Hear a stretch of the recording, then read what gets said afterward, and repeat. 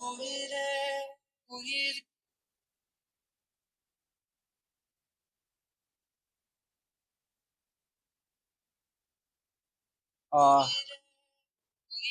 Hello hello hello. आप लोगों को मेरी आवाज आ रही है? बट द प्रॉब्लम इज यहाँ पर स्क्रीन ब्लैक आ रहा है। Just a second.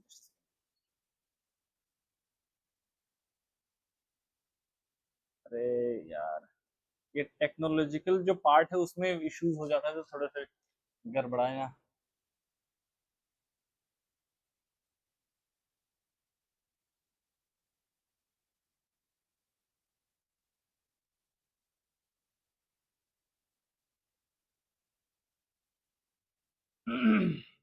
पहला क्लास है ना, तो पहला क्लास में थोड़ा वो हो जाता है। सर, ये जो स्क्रीन है ब्लैक आ रही है। सर, स्क्रीन ब्लैक आ रही है। पता नहीं।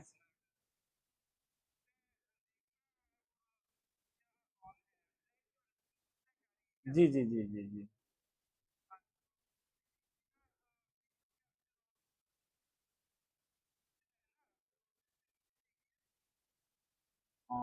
विंडो कैप्चर कहाँ पे है?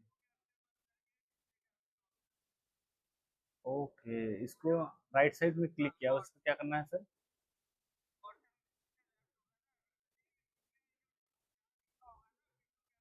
जी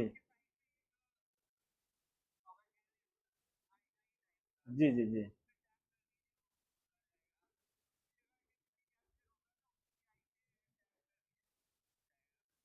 okay fine. Okay, yes sir, yes yes yes, thank you so much sir. You are true saviour. Okay sir, hello, sorry for that technical glitch. I hope I am visible now. अभी आपको दिखाई दे रहा होगा। Hello hello hello hello. Just let me know कितने लोग class में हैं। मुझे एक बार थोड़ा सा बता दीजिए। Good evening to everyone and welcome to the class. Am I audible? Please let me no.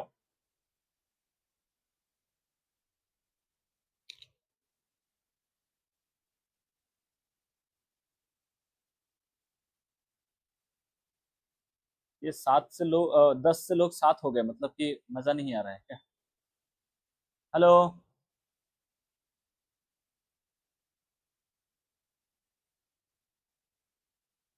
Audible? Okay. अंगा पाबिन उनिया। Okay, welcome to the class. सारे लोग कुछ कुछ रेस्पॉन्सेज दीजिए सो दैट आपका नाम मेरे तक आए, so that we can have a interaction. Okay. Good evening तस्सो, गुड इवनिंग तस्सो यशा। Okay, nice. Please put a message everyone.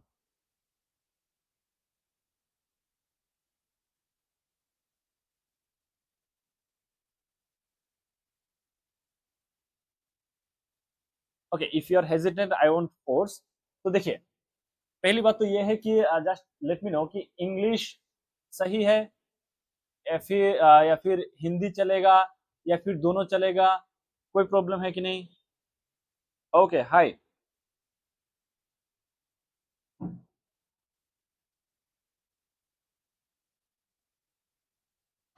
कंगम्स blog. अच्छा, कंगम आप ब्लॉग करते हैं क्या? देखना पड़ेगा फिर आपका channel. Welcome to the class guys. पहला क्लास है। Let us try and know each other. ठीक है। और हम किस तरह से इस पर्टिकुलर कोर्स को कंप्लीट करने वाला है, इन तमाम चीजों को हम लोग यहाँ पर देखने की कोशिश करेंगे।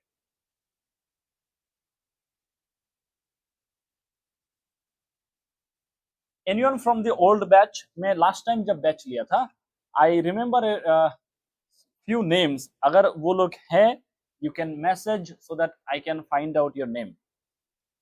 Yes sir, you're audible. इकेन न्योरी, nice. Welcome to the class यकेन। तो अभी मुझे मोटे मोटे कितने लोगों का नाम मिल गया? 1 2 3 4 5 6 लोगों का नाम मिलेगा out of 11। Fine. So if someone is hesitant on writing anything, that also fine. पहले मुझे ये बताइए कि इंग्लिश और हिंदी में लिंग्विस्टिक बैरियर किसी के पास नहीं होना चाहिए, ये मेरा एजम्पशन है। क्योंकि अभी मैं पिछले एक हफ्ता से वहां पर हूँ, ईटानगर में हूँ। तो यहाँ पर मैंने देखा है people are really fluent and comfortable with both Hindi as well as English. ये तो हो गया बाहर की बात है। मैं कौन हूँ और मैं क्या कर रहा हूँ इधर। तो मेरा नाम है नजरुल। ओके, नजरुल मेरा नाम है।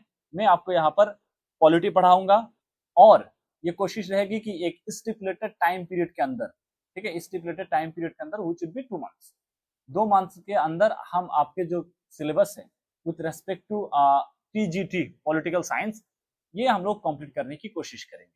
ठीक है, दूसरी बात यह है कि मैं करता क्या हूँ, मेरा क्या क्रेडिबिलिटी है, ये सारे सवाल भी आपको आ रहा होगा। तो मैंने ग्रेजुएशन और ग्रेजुएशन प्लस पोस्ट ग्रेजुएशन, ये मैंने जामिया मिलिया इस्लामिया नाम का एक इंस्टीट्यूशन है न्यू दिल्ली में, वहां से किया है।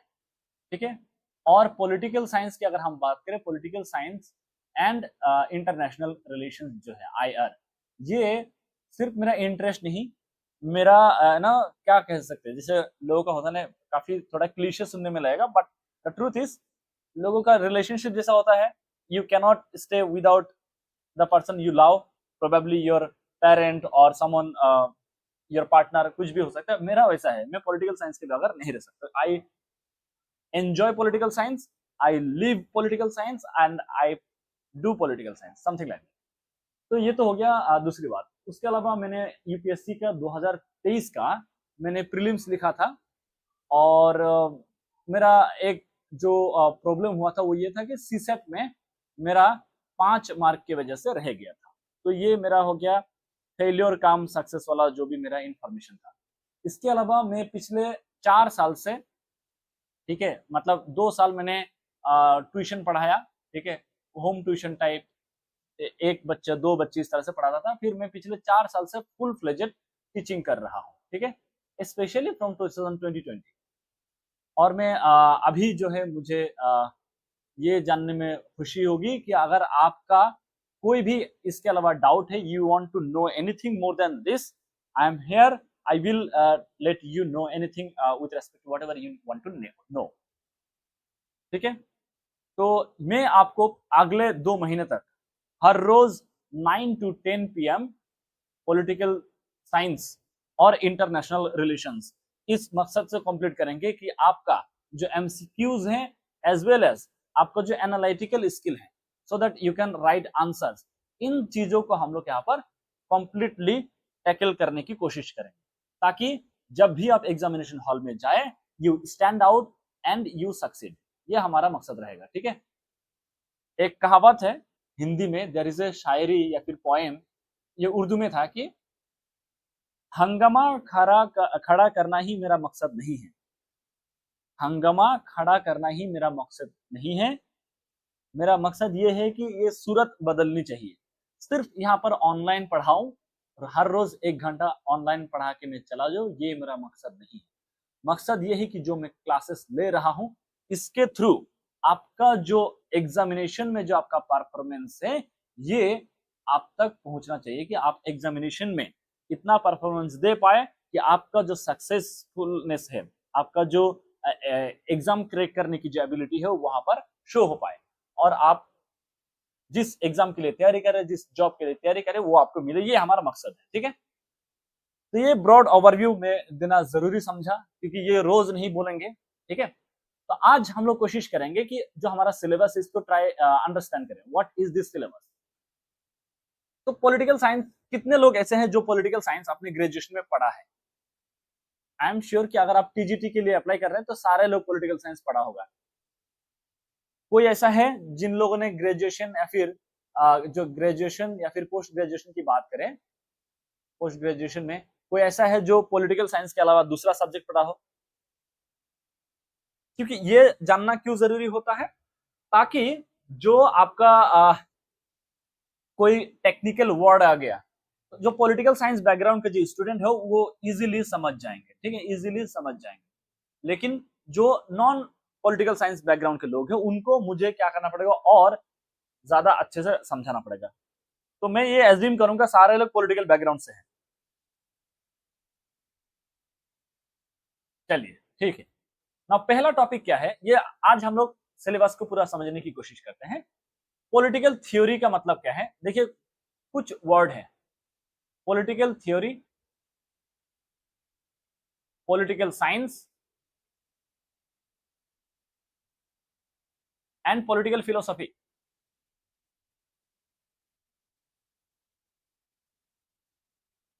डेली जो हमारा जो रोज नंदिन मतलब जो हमारा डेली लाइफ है उसमें अगर हम बात करें, इन पर्टिकुलर जो आपका फ्रेजेस है इसको अलग अलग तरीके से हम लोग नहीं देखते हैं, है कि नहीं। हम लोगों को लगता है political theory, political science, political जो भी है ये सब एक ही है, ठीक है, पॉलिटिकल फिलोसफी। बट इनके बीच में क्या क्या डिफरेंसेस है, क्या ये चीज है कि पॉलिटिकल साइंस पॉलिटिकल फिलोसफी से अलग है, ये सब चीजें हम लोग यहाँ पर समझने की कोशिश करेंगे। और पॉलिटिकल साइंस सिर्फ अगर हम बात करें कि हिस्ट्री, अगर आप हिस्ट्री पढ़ रहे हैं, ठीक है, हिस्ट्री पढ़ने के लिए आपको क्या चाहिए, ज्योग्राफी का नॉलेज होना बहुत जरूरी है, ज्योग्राफी का नॉलेज होना बहुत जरूरी है, ठीक है। ठीक उसी तरह से अगर आप पॉलिटिकल साइंस पढ़ रहे हैं, पॉलिटिकल साइंस के लिए आपका हिस्ट्री का नॉलेज होना बहुत जरूरी है, ठीक है।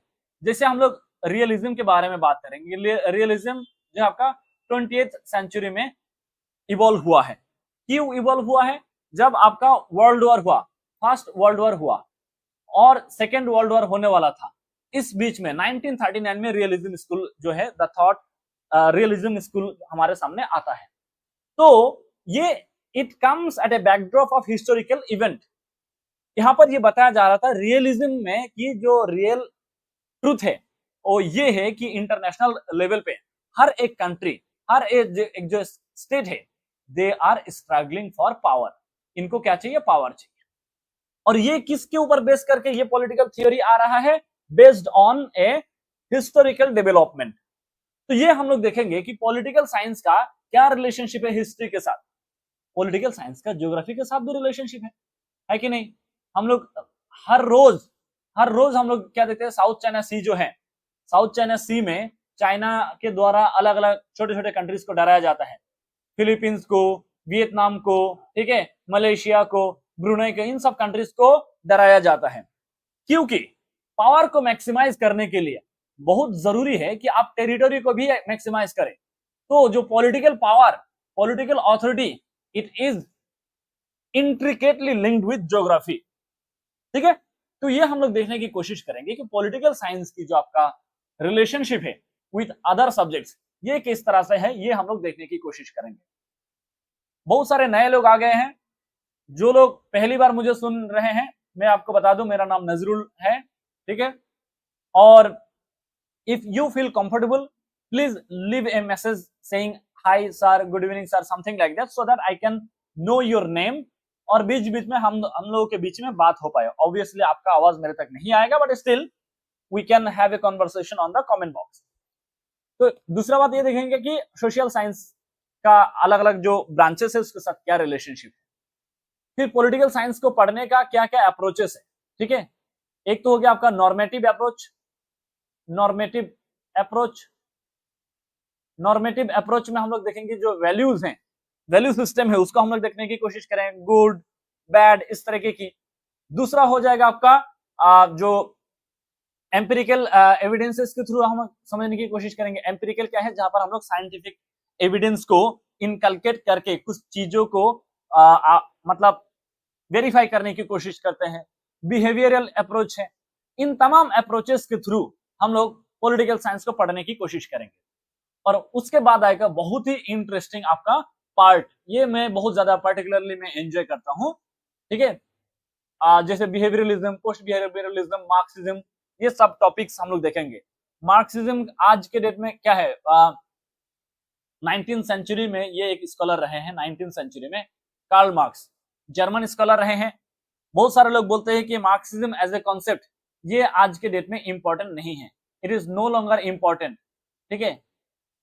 But the fact is Marx is dead, मतलब मार्क्स जो है ही इज डेड, बट उनकी जो आइडियाज है इट इज स्टिल रेलेवेंट, ठीक है। मार्क्स, ये कहावत भी है, he is dead but his ideas lives on.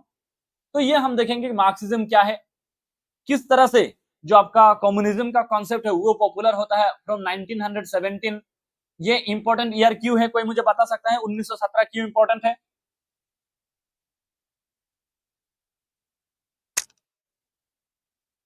There is a time lag, मतलब मैं आपको जो बोल रहा हूं और आप तक पहुंचने में I think there is at least 30 second का टाइम लैग है। बट मुझे ये बताइए कि 1917 क्यों बहुत इंपॉर्टेंट है वर्ल्ड हिस्टोरी में, क्या हुआ था? इसका कई सारे नाम है।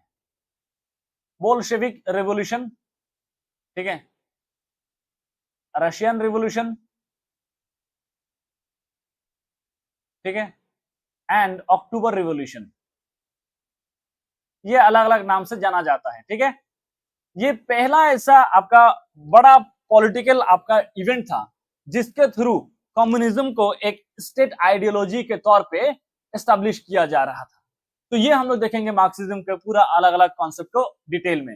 राइट्स क्या है, लिबर्टी क्या है, इक्वलिटी क्या है, लॉ एंड जस्टिस, डेमोक्रेसी की हम बात करेंगे, liberal, pluralistic, elitist and Marxian theories.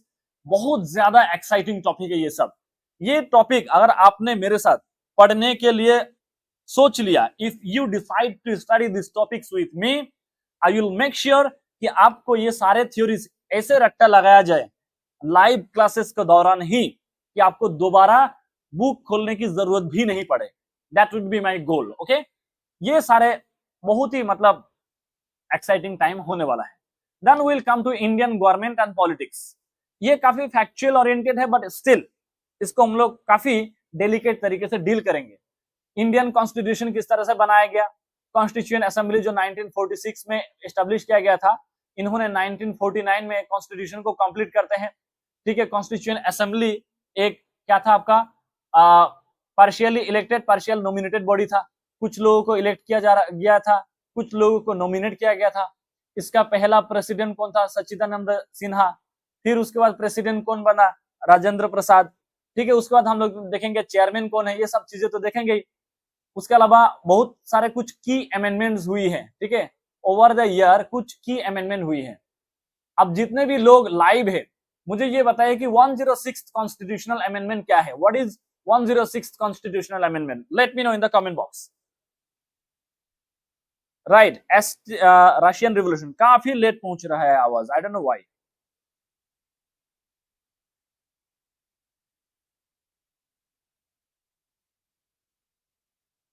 What is 106th constitutional revolution क्या है? सॉरी, कॉन्स्टिट्यूशनल अमेंडमेंट क्या है? 106 constitutional amendment.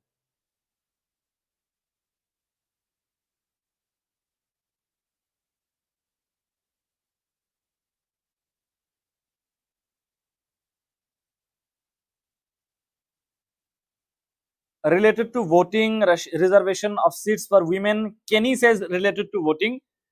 Sering Lathon says reservation of seats for women. Great.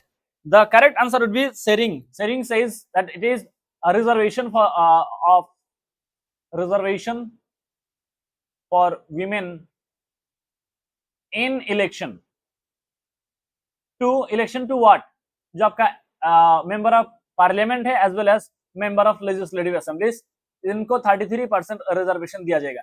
तो this is the very reservation of women in Lok Sabha 33%। Good good good. Son I don't know how to pronounce it correctly, the answer is correct. तो 33% यहाँ पर reservation ensure किया जाएगा for women in member of parliament as well as MLA elections में, including Delhi का legislative assemblies में। तो जो बहुत लैंडमार्क अमेंडमेंट्स है उसका हम लोग देखेंगे। आइडियोलॉजिकल बेसिस क्या है? प्रीएम्बल जो है, we the people of India having solemnly resolved to constitute India into a sovereign socialist secular democratic republic। तो इसको हम लोग बहुत डिटेल में देखेंगे कि प्रीएम्बल में एक एक वर्ड का क्या मतलब है और प्रीएम्बल में क्या क्या वर्ड मेंशन है क्या नहीं है, ठीक है। और हमारे कॉन्स्टिट्यूशन का क्या क्या ऑब्जेक्टिव्स है। फंडामेंटल राइट्स जो है पार्ट 3 में, ठीक है। फंडामेंटल राइट्स बहुत ही ज्यादा इंपॉर्टेंट है, वो देखेंगे। फंडामेंटल ड्यूटीज जो आपका 42nd कॉन्स्टिट्यूशनल अमेंडमेंट एक्ट के तहत 1976 में ऐड किया गया था, फंडामेंटल ड्यूटीज, ये देखेंगे। फिर डीपीएसबी हमारा कहां पर है? डीपीएसबी जो है पार्ट 4 में है, आर्टिकल 36 से लेकर 51 के बीच में है आपका डीपीएसबी। और फंडामेंटल ड्यूटीज कहां पर है? आर्टिकल 51A में, ठीक है, पार्ट 4A में है। तो this things will be dealt in a great detail. आपको मैं बस इतना ही कह सकता हूं कि अगर आप ये बैच ज्वाइन कर लेते हैं तो आपको इसके बाहर कुछ पढ़ने की जरूरत नहीं पड़ेगी, आप बस इनको रिवाइज करते रहिएगा और क्वेश्चन प्रैक्टिस करते रहिएगा। That would be definitely sufficient for your examination. फिर हम लोग क्या देखेंगे, फेडरलिज्म। फेडरलिज्म की अगर हम बात करें कुछ स्टेट्स है, जैसे आपका बंगाल हो गया, ठीक है, तमिलनाडु हो गया, पंजाब हो गया, तो ये कुछ स्टेट्स है जहां पर क्या है वो पॉलिटिकल पार्टीज पावर में हैं जो अपोजिशन पॉलिटिकल पार्टीज है। अगर जो सेंट्रल गवर्नमेंट की बात करें, सेंटर में जो पार्टी है, ठीक है, सेंटर में जो पॉलिटिकल पार्टीज हैं उस पार्टी के अपोजिट पार्टी यहां पर रूलिंग कर रहे हैं। इसीलिए इन सब स्टेट में जो आपका गवर्नर है, ठीक है, गवर्नर है, उनके बीच में और स्टेट गवर्नमेंट के बीच में अक्सर प्रॉब्लम देखने के लिए मिलता है, इंक्लूडिंग केरला। क्यों देखने के लिए मिलता है? गवर्नर को कौन अपॉइंट करता है? सेंट्रल गवर्नमेंट अपॉइंट करते हैं। अगर सेंट्रल गवर्नमेंट अपॉइंट कर रहे हैं तो जहां पर opposition political party ruling state है वहां पर गवर्नर और गवर्नमेंट के बीच में हार्मनी नहीं है। ये जो हमारा फेडरलिज्म है, ठीक है, उस फेडरलिज्म के कॉन्सेप्ट के खिलाफ जाता है। समझ में आ रहा है आपको? तो हम लोग फेडरलिज्म को डिटेल में यहां पर समझने की कोशिश करेंगे। फिर सेंटर स्टेट रिलेशन जो है, ठीक है, और एक स्टेट के बीच में और सेंटर के बीच में क्या रिलेशन है, सेंटर और स्टेट के बीच में फंड्स किस तरह से शेयरिंग होना चाहिए उसका हम लोग देखेंगे, ठीक है। फिर लेजिस्लेचर का क्या काम है, जो हमारा डेमोक्रेसी का अगर 3 जो आपका पिलर्स है उसकी अगर हम बात करें वो क्या है आपका, legislature, executive and judiciary. Legislature वो है जो आपका लॉ मेकिंग कर रहे हैं, लॉ बनाते हैं, वो हर एक व्यक्ति जो लॉ बनाता है उसका हम लोग लेजिस्लेचर बोलते हैं। कैसे? जैसे आपका एमएलए हो गया, मेंबर ऑफ पार्लियामेंट हो गया, member of parliament in the Rajya Sabha, ये सब लोग क्या है, लेजिस्लेचर है, क्योंकि ये लोग कानून बना रहे हैं, ठीक है। और एग्जीक्यूटिव कौन है? एग्जीक्यूटिव जो है आपका गवर्नमेंट जो लोग हैं, ठीक है, जैसे आपका एग्जीक्यूटिव में प्रेसिडेंट आएगा, प्राइम मिनिस्टर आएगा, काउंसिल ऑफ मिनिस्टर्स आएगा, स्टेट लेवल पे चीफ मिनिस्टर आएगा, ठीक है, काउंसिल ऑफ मिनिस्टर जो स्टेट में है, गवर्नर है, ये सब लोग एग्जीक्यूटिव में आएगा। और इसके साथ जो ब्यूरोक्रेसी है, ब्यूरोक्रेसी भी क्या आएगा आपका, एग्जीक्यूटिव का पार्ट होगा। ये लोग क्या करते हैं, जितने भी लॉ बनाया जाता है एग्जीक्यूटिव उन तमाम लॉ को इंप्लीमेंट करते हैं। Then comes judiciary. Judiciary takes care of any kind of violation to the law made by the government as well as the law mentioned in the constitution। अगर constitution को violet किया जा रहा है, अगर आपका कोई भी कॉन्स्टिट्यूशनल राइट को वायलेट किया जा रहा है, in that particular situation judiciary will intervene. Judiciary को हम लोग क्या कहते हैं? We call judiciary as the guardian of our Indian constitution. It takes care of the constitution. तो ये हम लोग देखेंगे तीनों पिलर्स को। फिर पॉलिटिकल पार्टीज को देखेंगे, प्रेशर ग्रुप्स और पॉलिटिकल पार्टीज में क्या डिफरेंस होता है, ठीक है। प्रेशर ग्रुप्स का नाम सुना होगा, जो आपका नागालैंड में एक था, MSCN था शायद। असम की अगर हम बात करें वहां पर आप देख सकते हैं उल्फा ग्रुप था, ठीक है। तो इस तरीके के जो ग्रुप्स है they are pressure groups. Pressure groups political group से अलग कैसे होते ये देखेंगे, ठीक है। उसके बाद नेशनल इंटीग्रेशन की जब कॉन्सेप्ट आता है वहां पर हम लोग सरदार वल्लभ भाई पटेल की बात करेंगे, ठीक है, सरदार वल्लभ भाई पटेल। और नेशनल इंटीग्रेशन जो राष्ट्रीय एकता है वो कितना जरूरी है। फिर आता है रीजनलिज्म। अगर हर व्यक्ति अपने रीजनल आइडेंटिटी को एग्जर्ट करने लगे, आप अपने आप को अरुणाचली बोलने लगे, या फिर अरुणाचल के अंदर ही बहुत सारे ट्राइब है, कोई बोलेगा मैं आदि हूँ, कोई बोला मैं मिसिंग हूँ, कोई बोलेगा कि मैं टैगिन हूँ, ठीक है। तो ये जो अलग अलग कम्युनिटी के जो लोग हैं, कोई बोलेगा मैं गोम्पा हूँ। तो अगर हर रीजन के लोग अपने अपने आइडेंटिटी एग्जर्ट करने लगे तो जो एकता है, जो इंटीग्रेशन है वो खतरे में आ जाएगा। यूनिटी इन डाइवर्सिटीज जो है वो खराब हो जाएगा। तो इससे उभरने के लिए हमें नेशनल इंटीग्रेशन समझना पड़ेगा, और रीजनलिज्म क्या होता है, उसका क्या क्या चैलेंजेस वो हमें देखना है, और कम्युनलिज्म क्या होता है। आज के डेट में ये बहुत दुख की बात है कि हम 2024 में है, आज के डेट में भी कम्युनलिज्म एग्जिस्ट करती है। कम्युनलिज्म की क्या है? रिलीजन के बेस पे किसी एक व्यक्ति, मतलब किसी पर्टिकुलर कम्युनिटी के साथ भेदभाव करना। अगर कोई पर्टिकुलर कम्युनिटी है तो उनको कोई भी दूसरा नाम देना, घुसपैठिया, ठीक है, टर्माइट्स, या फिर मतलब इन तमाम तरीके के जो कॉनोटेशन है पॉलिटिकल एटमोस्फेयर में भी और फ्रेंड सर्कल में भी होता है, ठीक है। तो इन सब चीजों के बारे में बात करेंगे कि कम्युनलिज्म क्या होता है। कास्टिज्म की बात करें, ये मुझे बताइए, यस और नो में बताइए, अरुणाचल प्रदेश में कास्टिज्म एग्जिस्ट करती है या नहीं, ये बताइए।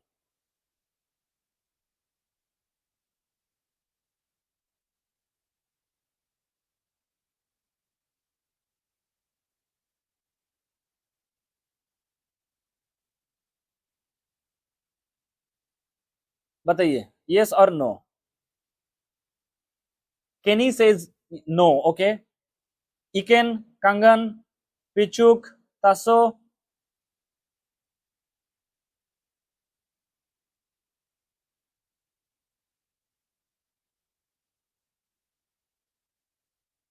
Good.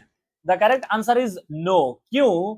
Because north eastern India में हम लोग क्या देखते हैं, जो आपका ब्राह्मणिकल कॉन्सेप्ट ऑफ जो हिंदुइज्म है, ठीक है, ब्राह्मणिकल कॉन्सेप्ट ऑफ हिंदुइज्म का यहाँ पर जो आपका इन्फ्लुएंस है पूरे एंटायर नॉर्थ ईस्ट में आपको कम देखने के लिए मिलेगा, इंक्लूडिंग असम। असम में आपको बड़े बड़े रिलीजन के, हर रिलीजन के लगभग लोग हैं, बट वहां पर भी कास्टिज्म नहीं है, ठीक है, neither in Hinduism nor Christianities nor in Muslims. अब ये बोलेंगे सर मुसलमानों में थोड़ी कास्ट सिस्टम होता है। आप my dear, if you have been to Uttar Pradesh, Bihar, Madhya Pradesh, वहां पर आप देखेंगे इवन इन मुस्लिम फैमिलीज, मुस्लिम में भी क्या है, अपर कास्ट लोअर कास्ट है। अगर आप साउथ में चले जाएंगे, तमिलनाडु और तमिलनाडु, केरला, तेलंगाना, उसके बाद जो है आंध्र प्रदेश, वहां पर आप देखेंगे क्रिश्चियन में भी कास्टिज्म है। तो क्या क्या वो कारण हो सकता है कि नॉर्थ ईस्ट में कास्टिज्म नहीं देखते हैं, बाकी का अलग अलग स्टेट्स में देखने के लिए मिलता है? इसका क्या चैलेंजेस है? How can it affect the fabric of India? इन सब चीजों को देखेंगे, और terrorism as a threat to humanity, उसको भी हम लोग एनालाइज करने की कोशिश करेंगे। आज के डेट में टेररिज्म का जो आपका फॉर्म है वो बदल चुका है। आज जो है आपका वार फील्ड में लड़ाई नहीं हो रही है, ठीक है, it is not being fought in the war field, but digital space में हम लोग क्या देखते हैं, लड़ाई चल रही है, ठीक है। जो आपका चाइनीज, रशियन हैकर्स है, ये लोग बड़े बड़े अलग अलग कंट्रीज के जो आपका टेक्नोलॉजिकल सेटअप है उसको अटैक करने की कोशिश करते हैं, ठीक है, ताकि अब इंपॉर्टेंट जो आप जैसे न्यूक्लियर फैसिलिटी हो गया, पावर ग्रिड हो गया, इन सबको अगर आपने कंट्रोल कर लिया किसी एक कंट्री का और उसको आपने मैनिपुलेट कर दिया, ठीक है, तो व्हाट विल इट हैपन, आप एक पर्टिकुलर कंट्री के ऊपर एब्सोल्यूट कंट्रोल ले रहे हैं, ठीक है। तो ये सारी चीजें आज डिजिटल स्पेस में आ चुका है, इसको हम डिस्कस करेंगे टेररिज्म को, ठीक है। ये हो गया हमारा पहला पार्ट। यहां तक हम लोग समझ रहे हैं कि किस तरह से हम लोग इसको कवर करने की कोशिश करेंगे, ठीक है। फिर पेपर 2 की अगर हम बात करें, यहाँ पर काफी एनालिटिकल टाइप आ जाएगा, और ये तो मैं बता देता हूं, ये मेरा देखिए पॉलिटिकल साइंस में मानता हूं, पॉलिटिकल साइंस मेरा स्ट्रॉन्ग जोन है, और उसमें भी अगर मुझे मेरा पर्सनल फेवरेट बात करूं तो फॉरेन पॉलिसी मेरा पर्सनल फेवरेट है। इसको मैं एकदम एंजॉय करके गाना गा गा के आपको मैं पढ़ा सकता हूं, और मेरा वादा है कि आपको बोरिंग नहीं लगेगा, ठीक है। तो इंडियन फॉरेन पॉलिसी और इंटरनेशनल रिलेशंस की अगर हम बात करें, इसका मतलब क्या है, क्या क्या चीज है जो हमारे इंडिया का जो फॉरेन पॉलिसी है उसको डिफाइन करते हैं। क्या कोई भी पॉलिटिकल लीडर अपने मन के हिसाब से, ठीक है, अपने जो भी पर्सपेक्टिव है उसके हिसाब से फॉरेन पॉलिसी बनाएगा क्या? नहीं, कुछ डिटर्मिनेंट्स है, कुछ चीजें हैं जिसको फॉलो करना पड़ता है, ठीक है। उसके बाद नेशनल पावर और basic principles of India in NAM की अगर हम बात करें, जो नॉन अलाइन मूवमेंट है, ठीक है, तो इसमें इंडिया का क्या रोल है, इन सब की बात करेंगे। इंडिया और नेबरहुड रिलेशंस की अगर हम बात करें, जैसे चाइना हो गया, पाकिस्तान, नेपाल, बांग्लादेश, श्रीलंका, भूटान, इन सब के जो रिलेशंस हैं उसको भी हम लोग डिटेल में देखने की कोशिश करेंगे। हमारा क्या है, नेबरहुड फर्स्ट पॉलिसी है, नेबरहुड फर्स्ट पॉलिसी। तो इसका मतलब क्या है, ठीक है, अभी जो बांग्लादेश में हो रहा है उसका हमारे ऊपर क्या इम्पैक्ट पड़ सकता है, ठीक है। जो म्यांमार में चल रहा है कुछ सालों से, यहाँ पर आपका मिलिट्री रूल चल रहा है, इसका क्या इम्पैक्ट पड़ेगा, इन सब चीजों को हम लोग यहाँ पर देखने की कोशिश करेंगे। ठीक है, इसके साथ साथ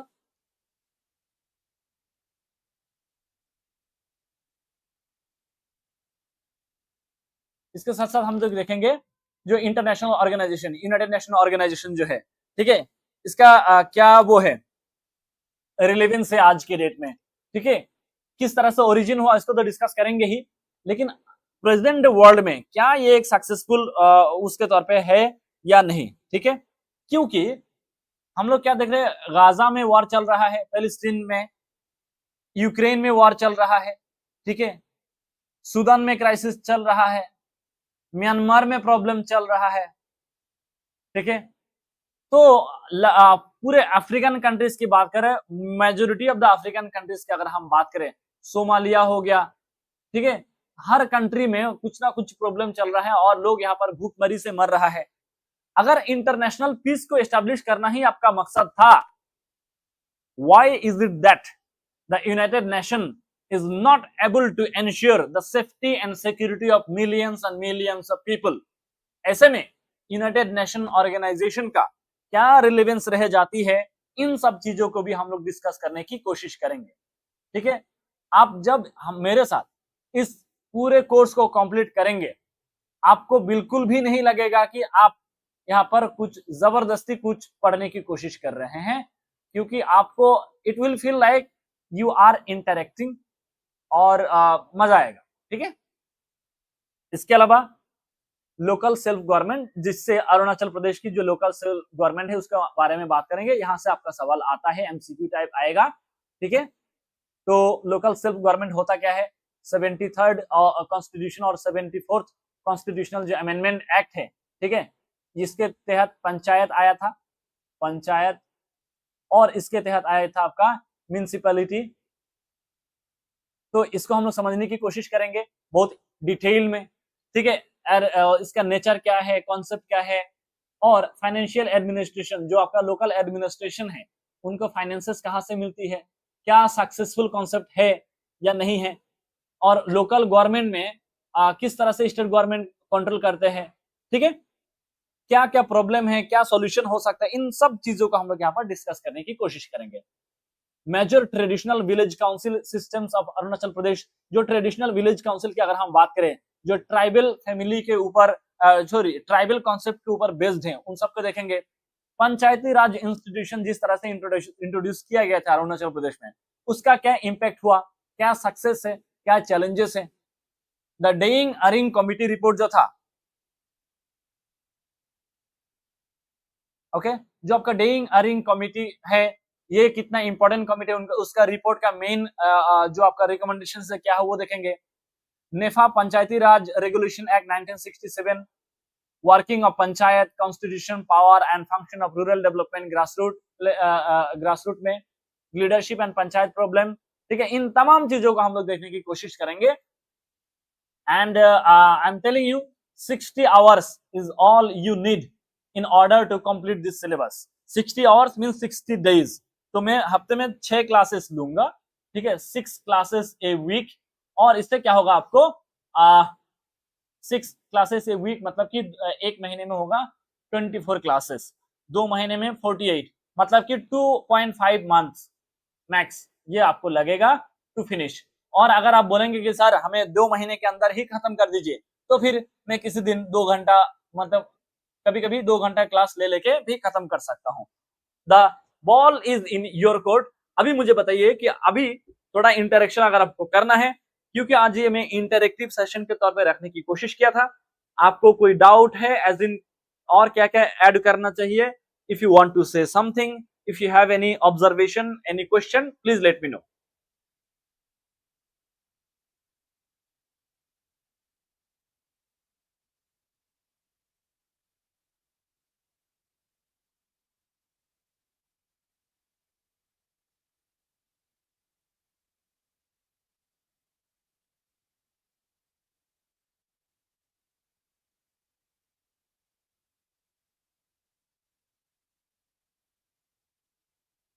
please let me know if you have any question.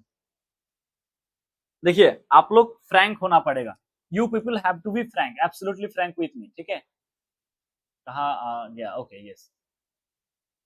आपको सिर्फ टीचर के तौर पे नहीं समझना है, आप please consider me as your friend so that you can be absolutely frank, क्योंकि at the end of this course it should benefit you।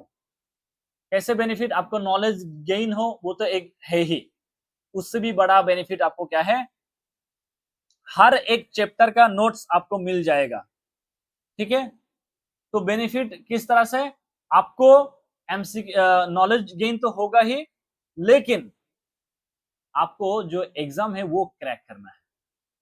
हर एक टॉपिक का नोट है, और हर एक क्लास के, अगर आप बोलते हैं क्लास से पहले बिफोर की बात करें तो मैं बिफोर दे सकता हूं, और क्लास के आफ्टर चाहिए तो आफ्टर दे सकता हूं। You will be getting the PDF. ये टीजीटी का ओवरऑल सिलेबस है।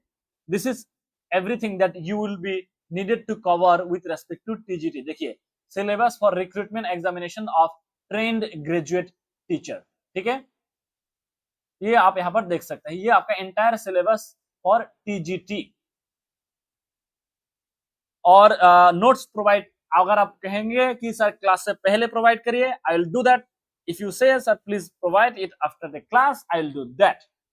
You will get PDF of each and every topic. Okay Anga, Elun sir class timing कब होगा? Okay, class timing will be 9 PM to 10 PM daily होगा, except अगर कोई आपका बहुत ज्यादा इमरजेंसी हो गया तब तो वो अलग बात है, but usually it will B from 9 PM to 10 PM, ठीक है। एलुन ओके, अंगा ये आपको समझ में Anga Pabin, before class will be better. Okay, I will provide you the notes as soon as you get enrolled. जैसे आप एनरोल्ड हो जाते हैं, एनरोल होने के तुरंत बाद मुझे एक मैसेज कर दीजिएगा, ठीक है, so that I can know कि कौन कौन लोग एनरोल्ड हैं, और मैं आपको ये सारे पीडीएफ प्रोवाइड करवा दूंगा। Gichik Shimla sir, will the test series be regular, and if so will you evaluate or we have to evaluate ourselves? So there will be two kind of test series. एक तो होगा आपका एमसीक्यू बेस्ड टेस्ट सीरीज होगा, ठीक है। It will be periodical as in will try कि 15 days में एक टेस्ट रखा जाए, एंड इफ पॉसिबल हर संडे को एक टेस्ट रखा जाए। That would be our first priority, ठीक है। ये तो एमसीक्यू बेस्ड हो जाएगा।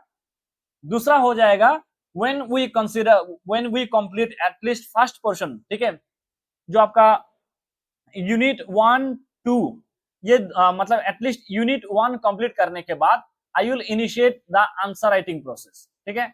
और अगर आप आंसर राइटिंग करते हैं, ये आंसर राइटिंग मैं खुद इवेल्युएट करूंगा, और मैं खुद आपको क्या करूंगा, ये प्रोवाइड करवा दूंगा। पाइचुप सेज डेमो क्लास कितना दिन होगा? My dear, ideally demo classes are for 2 days, ठीक है, 2 days के लिए होता है। सो यस, अंतिम sir what will be the difference between online and offline teaching? Online और ऑफलाइन टीचिंग में देखिए, ऑफलाइन में मैं कोशिश करूंगा कि पर डे एक तो 2 आवर क्लासेस हो, ठीक है। दूसरा क्या है कि यहाँ पर फिजिकली मुझे जाना पड़ेगा क्लासरूम में, वहां पर स्टूडेंट्स भी आएंगे, मुझे फिजिकली पढ़ाना पड़ेगा। कोर्स की अगर हम बात करें, there is no such significant difference, but हाँ, हमारा कुछ एक्स्ट्रा कॉस्ट रहता है क्लासरूम मैनेज करना, ठीक है। वहां पर अगर क्लासेस हो रही है तो मतलब बहुत सारे अलग वो कॉस्ट इन्वॉल्व हो जाता है, इसीलिए ऑफलाइन का जो फीस स्ट्रक्चर है और ऑनलाइन का है थोड़ा अलग अलग है, ठीक है। हाँ, ऑफलाइन में सबसे बड़ा एडवांटेज ये भी है कि you will get to interact with me personally. यहाँ पर मैं मेरा आपको शक्ल नहीं दिख रहा होगा, वहां पर दिखेगा। अब ऐसा मैं ऐसा बता रहा हूँ कि जैसे मैं कोई सेलिब्रिटी हूँ, ऐसा कुछ भी नहीं है। मुझे भी मौका मिलेगा आप सबसे मिलने का, that's in offline class. But otherwise syllabus की अगर हम बात करें, कंटेंट की बात करें, it will B one and the same, okay.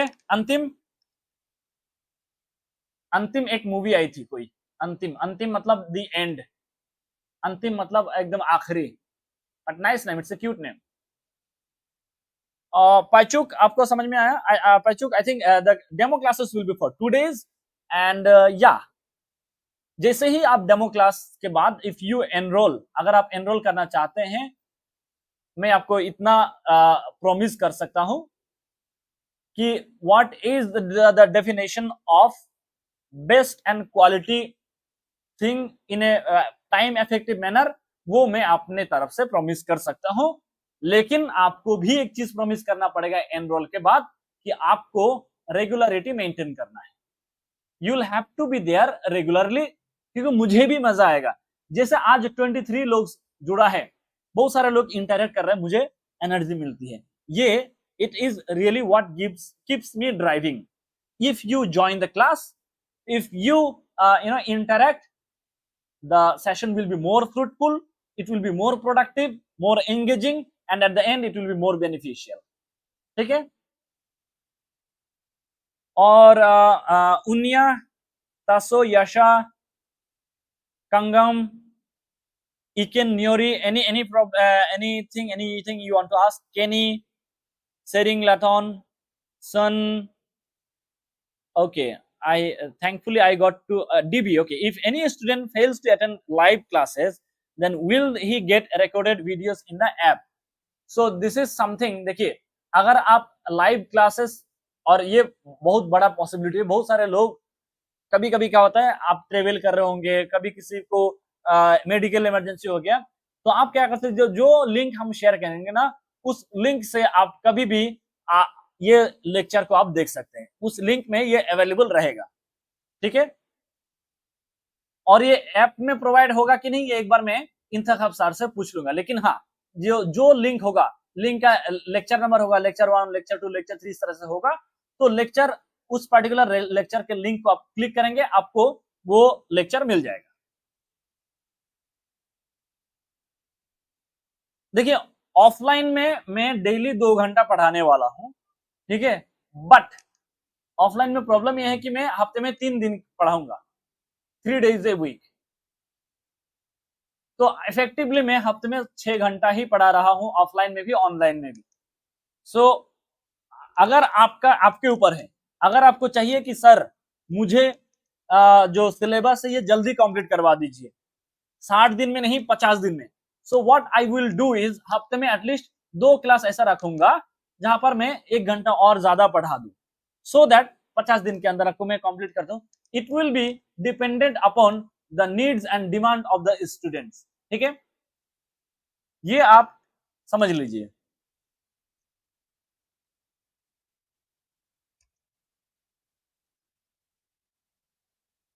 Okay, अंतिम and dB, I think dB और भी क्लासेस करते हैं क्या हमारे साथ? मैं ये नाम पहले भी देखा है। Gichik Shimla, any more question please let me no.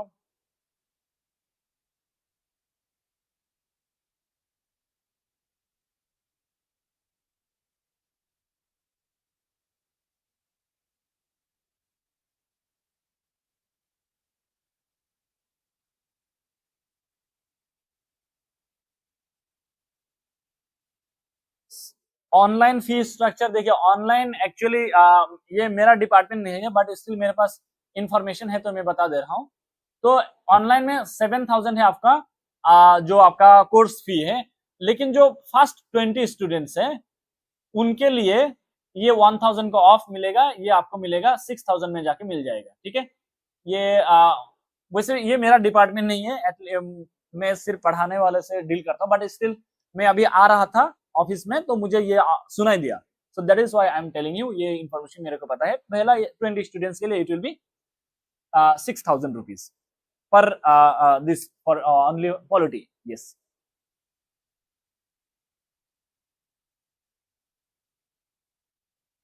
Elun, am I pronouncing your name correctly, Elun? And I have to tell you कि it's been more than a week now, actually I think 9-10 दिन हो गया मैं ईटानगर आया हूँ। It's such a lovely place, बहुत बेहतरीन शहर है। यहाँ के लोग कितने अच्छे हैं, लाइक कितना सॉफ्ट स्पोकन है, यहाँ के हवा क्लीन है, बढ़िया तो है जगह, बढ़िया तो है। ठीक है, और मजा आ रहा है। Let's see how things goes.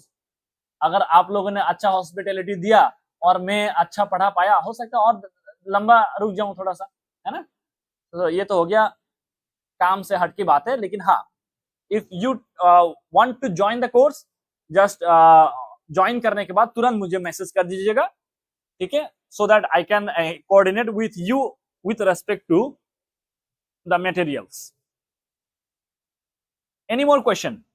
Elun, Antim, Paichuk, Gichik, then encore हैं Pabin, Iken, Nyori, Kenny.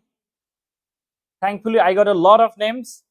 ठीक है, आई होप कि मैं सारे नाम को याद रख पाऊं, ताकि मैं कल से आप लोगों को क्लास में डायरेक्ट नाम से बुलाना शुरू करूं, क्योंकि मेरा ऐसा मानना है कि पूरे वर्ल्ड में अगर कोई भी चीज सबसे ज्यादा प्यारा है एक इंसान के लिए, वो है self.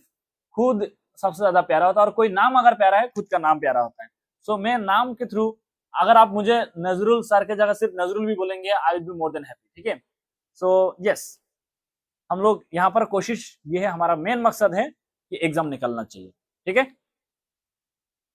So can I expect कि कल 9 बजे will you start the main syllabus by tomorrow?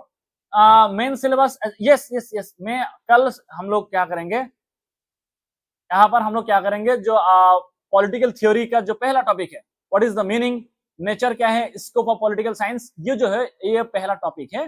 We will start with this particular thing, ठीक है, this particular topic.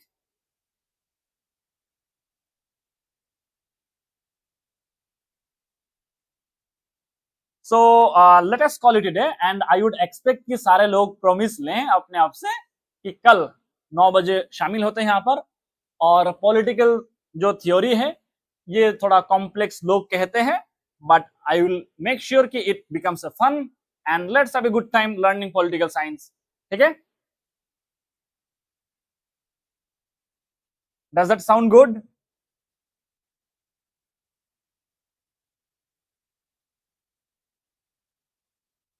Guys, I need a response. Yes, yes, yes, yes.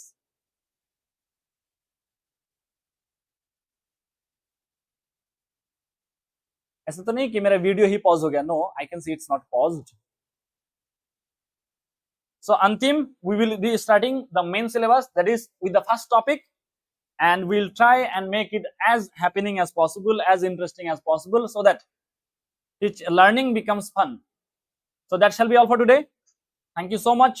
Tomorrow, please tune in on time at 9 p.m. and yeah, hope to see all of you again. Thank you so much. Good night. Have a good time. Bye bye.